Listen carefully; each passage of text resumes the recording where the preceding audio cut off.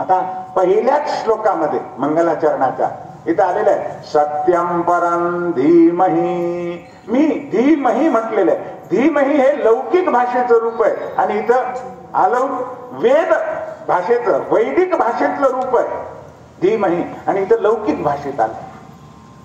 मग या ऋषीमुनींनी विचार केला, विद्वानाने विचार केला की असे रूप काढून टाकायचे आणि व्याकरण शास्त्रदृष्ट्या शुद्ध जे रूप आहे ते आपण तिथं घालायचं आणि भागवताचं शुद्धीकरण करायचं असं विद्वान लोकांनी ठरवलं.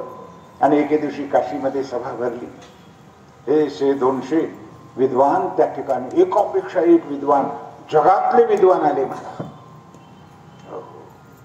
कशा करता तर भागवतात असे जे काही अक्षर आहेत शब्द आहेत ते काढून व्याकरण शास्त्रदृष्ट्या योग्य त्या ठिकाणी घालायचे.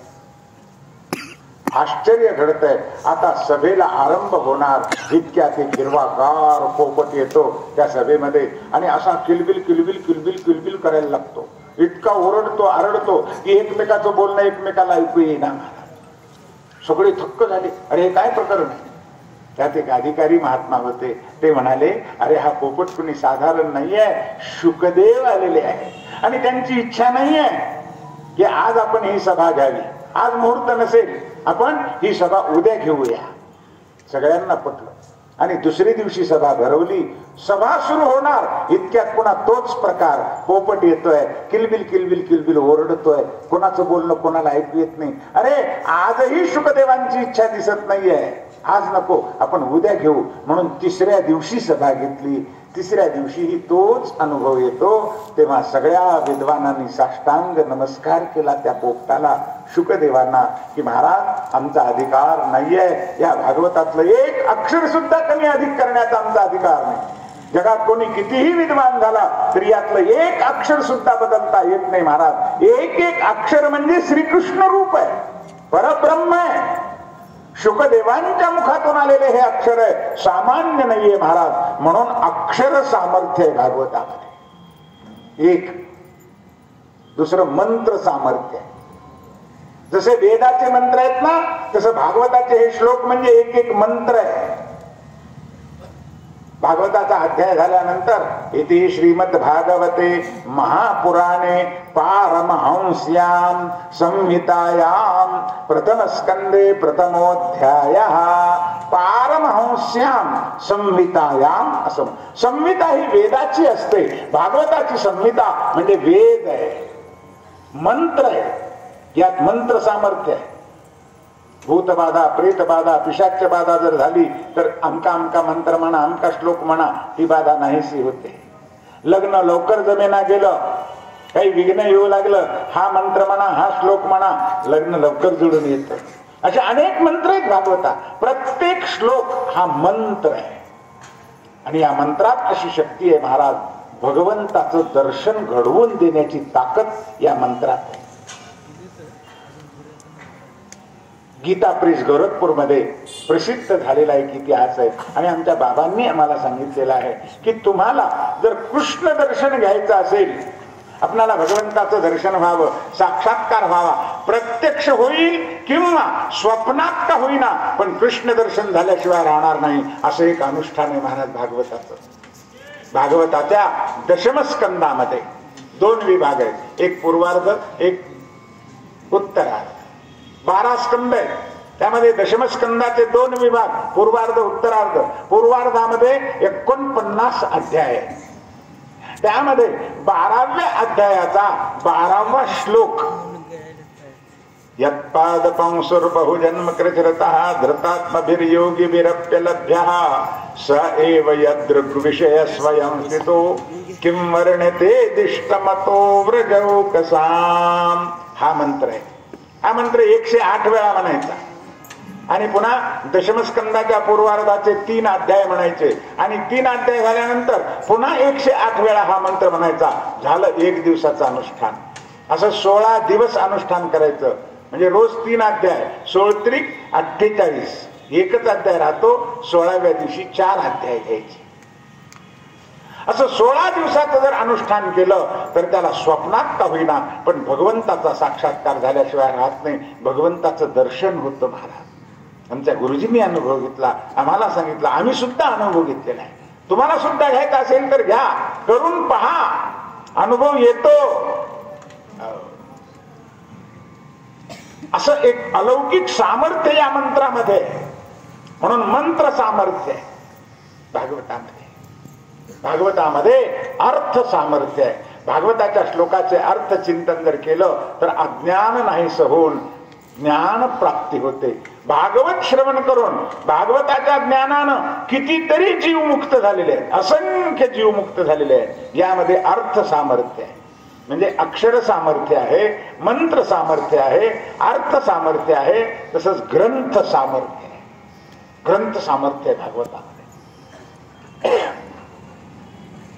आमचे बाबा एक कथा सांगायचे बरं का, की भागवत म्हणजे भगवंत आहे आणि भगवंत म्हणजे भागवत आहे. हा ग्रंथ काही सामान्य नाही बरं का.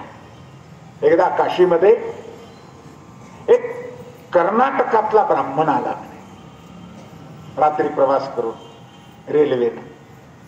आता कुठं उतरावं, त्यावेळी प्रसिद्ध आता आपल्याकडं पूज्यपाद प्रातस्मरणीय गणेश्वर शास्त्री द्रविड महाराज येतात. यांचे पिताश्री पंडित प्राण राजराजेश्वर शास्त्री द्रविड महाराजांचं सांगवेद विद्यालय होतं. महाराज विद्वानांचं आश्रय स्थान होतं ते. चला आता रात्री आपण सांगवेद विद्यालयात मुक्काम करू म्हणून ते महात्मा कर्नाटकातले त्या विद्यालयात गेले. गेल्यानंतर रात्रीची वेळ होती, 10 वाजलेले. तिथे पण द्रविड शास्त्रींनी प्रार्थना केली, महाराज आला, या, तुमचं काय स्नान संध्या करायची असेल तर करा, भोजन करा, प्रसाद घ्या. तेव्हा त्या कर्नाटकातल्या ब्राह्मणांनी सांगितलं, महाराज मला तर भूक लागली आहे, 3 दिवस झालं मी अन्न ग्रहण केलेलं नाही आहे. का बरं? तर रेल्वेमध्ये प्रवास करत असताना माझी बॅग चोरी गेली आणि त्या बॅग मध्ये माझं भागवत चोरी गेलं आणि माझा नियम आहे की दररोज 12 अध्याय वाचल्याशिवाय मी अन्न किंवा पाणी पित नाहीये. 3 दिवस झालं मी पाणी सुद्धा पिलं नाहीये. मला भूक लागली, मी भोजन करणार आहे, पण कृपा करून जर कुठे कोणाकडे भागवत असेल तर मला द्या. मी 3 दिवसाचे 36 अध्याय पारायण करतो आणि मग अन्न ग्रहण करतो. तेव्हा द्रविड शास्त्री म्हणाले, आहे ना आपल्याच विद्यालयामध्ये आपले लक्ष्मण शास्त्री हैदराबादकर म्हणून फार मोठे विद्वान, भागवताचे महान उपासक होते. त्यांच्याकडे रोज भागवत, कारण लक्ष्मण शास्त्रीचा सुद्धा नियम होता की रोज 12 अध्याय वाचल्याशिवाय ते पाणी सुद्धा पित नव्हते. मग तो ग्रंथ मागून आणला, पूजा केली आणि 36 अध्याय 3 दिवसाचं पारायण त्यांनी केलं. पुन्हा भागवताची पूजा केली, आरती केली, नैवेद्य दाखवला, चौरंगावर ठेवून दिलं आणि मग भोजन केलं त्यांनी आणि झोपले. एवढं व्हायला सगळं 12-1 वाजून गेलं आणि पहाटे 3 वाजता लक्ष्मण शास्त्रींना स्वप्न पडलं आणि स्वप्नामध्ये कन्हैया येतोय, वाकत वाकत येतोय, डोक्यावर काहीतरी ओझं ठेवलंय असं त्याला वाटतंय आणि तो वाकत वाकत येऊन लक्ष्मण शास्त्रीला म्हणतो, अरे झोपलास काय, उठ, माझ्या डोक्यावर केवढं ओझं ठेवलंय, ते ओझं मला सहन होत नाही, माझं ओझं काढ. बाल कन्हैया येतोय आणि लक्ष्मण शास्त्रीला म्हणतोय, माझ्या डोक्यावरचं ओझं काढ, मला सहन होईना. लक्ष्मण शास्त्री खडबडून उठले झोपेतून. अरे असं कसं स्वप्न पडलं? जगाचं ओझं सहन करणारा परमात्मा, एवढा मोठा गिरिराज गोवर्धन पर्वत करंगळीवर 7 दिवस त्यानं धारण केला आणि त्याला ओझं कशाचं झालंय, असं स्वप्न का पडलं मला? तरतरून घामच आला महाराजांना. तेव्हा विचार करतात, त्यांच्या लक्षात आलं की रात्री आपल्याकडला ग्रंथ विद्यालयात नेलाय, चला म्हणून तेवढ्या रात्री पहाटे 3 वाजता उठून ते त्या कर्नाटकातील ब्राह्मणाकडे आले. अहो महाराज, माझं भागवत ग्रंथ कुठे ठेवलाय? आहे ना, पूजा करून ठेवलाय, चौरंगावर ठेवलाय, पूजा केली आहे, नैवेद्य दाखवला, आरती सुद्धा केली. त्या महात्म्याने आरती केली, नैवेद्य दाखवला, सगळं पूजा केली, सगळं केलं, पण त्या चौरंगावर भागवत ठेवलं आणि त्या भागवतावर ते रिहाल, व्यासपीठ ज्याला म्हणतात, असं लाकडाचं असतं पहा, ग्रंथ ठेवून वाचतात त्याच्यावर, अशी केलेली असतं, ती शिडी असल्यासारखं, त्याला रिहाल म्हणतात, व्यासपीठ म्हणतात. त्यांनी काय केलं, चौरंगावर ग्रंथ ठेवला आणि ग्रंथावर ते व्यासपीठ ठेवले. पाहिल्याबरोबर त्यांना कळलं की अरे हे ओझं झालंय, म्हणून पुन्हा त्यांनी ते काढून टाकलं, साष्टांग दंडवत घातला, क्षमा प्रार्थना केली आणि मग कळालं की हे ओझं झालंय. अर्थात भागवतावर जर काही ओझं ठेवलं तर ते भगवंतावरचं ओझं आहे बरं का, कारण भागवत म्हणजे भगवंत आहे. अनेक संतांचा असा अनुभव आहे महाराज. श्री क्षेत्र पंढरपूरला गुरुवर्य वारकरी संप्रदायाचे अध्वर्यू प्रातस्मरणीय ब्रह्मलीन वैकुंठवासी धोंडा महाराज देगलूरकर यांच्या मठामध्ये चातुर्मास भागवत चालायचं महाराज. आणि ते भागवत वाचण्याकरता सांगण्याकरता त्या युगातले महान ज्ञानी पंडित प्राण पूज्यपाद वेद शास्त्र संपन्न गोपाळ शास्त्री गोरे महाराज चातुर्मास त्यांच्या मठात भागवत सांगायचे. एकदा भागवत चालला असताना कोणीतरी उत्तर प्रदेशमध्ये 10-11 वर्षाचा एक बालक आला आणि तो भागवत ऐकायला बसला. हात जोडून भागवत ऐकलं, सगळं काही झालं आणि पूर्ण भागवत झालं. आरती झाल्यानंतर तो उठून, तो बालक आहे ना, त्याने नमस्कार केला आणि हात जोडून आबाला म्हणजे गोपाळशास्त्री गोरेंना हात जोडून त्याने विनंती केली, बाबाजी म्हणे तुम्ही भागवत खूप छान सांगता, तुमचा भावही खूप छान आहे, पण माझी एक विनंती आहे. ते म्हणे काय? आबांना सवय होती अशी एक मांडी दुसऱ्या मांडीवर घालून असे दोन्ही हात भागवतावर ठेवायचे, कोपरं भागवतावर ठेवायचे, सगळा भार भागवतावर ठेवायचा आणि भागवत सांगायचं. एवढे कोपरं तुम्ही हात जे आहेत ना ते भागवतावर ठेवू नका, ते देवावर ओझं ठेवल्यासारखं वाटतंय मला. तेव्हा आबाने उठून त्यांना नमस्कार केला. आपण कोण आहात? आपलं काय नाव आहे? माझं नाव गोपाळ आहे. असं 11 वर्षाचं लेकरू पण 18,000 श्लोक त्याला मुखोद्गत मारा. काय अधिकार असेल? अर्थात तेने वाङ्मयी मूर्ती, भागवतावर काहीतरी ठेवणं, काही वज उचललं की ठेवलं ना. भागवत म्हणजे भगवंत आहे, भगवंत म्हणजे भागवत आहे, हे पूर्ण ब्रह्म आहे.